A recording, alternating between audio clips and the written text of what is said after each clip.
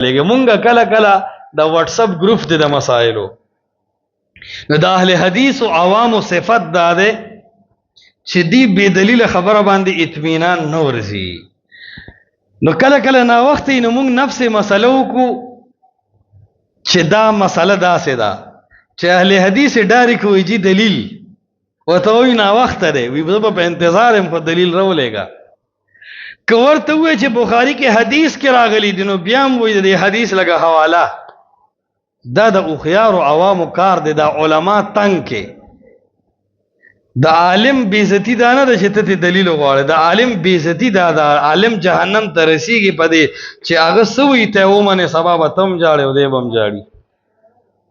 ان اطعنا سادتنا وكبراءنا فاضلونا السبيل. الله مونږ خو د عالمانو بس په پټو سترګو روانو نو دې د مردان په ځای باندې مونږ د اسلام آباد گاډي ته خېجولیو فاضلونا السبيل لارې مونږ نه خطا کړه.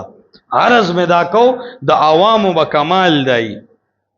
کدی ګناګاری که هر څه خدا عوام چې کم عمل کوي قرآن او حدیث کې به ګوري او په عمل د سلف او صحابه کې به ګوري چې قرآن حدیث کې نه او د سلف او طریقه نه و په دې پويګه چې دې کې خو دي څنګه چې ته بغیر مہر والا نوٹ نه قبلې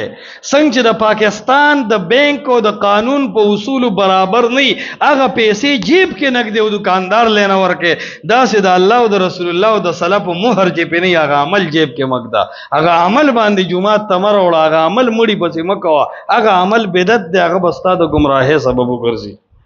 عرض مې دا کو چې د الله نبی عام خبره کړی دا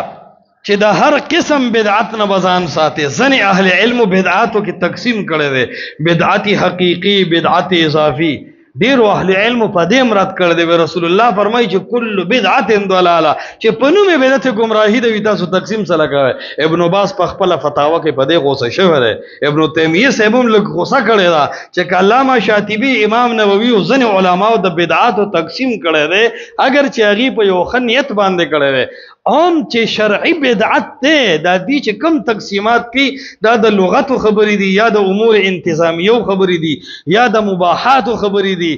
یا د اجتهادات خبرې دي کم چې بدعت شرعي دي نو کل بدعت ضلاله. محمد رسول الله فرمایي کومه سلسله بدعت حسنه کی او چې رسول الله گمراه کړي د سو کې هسته کول نشي.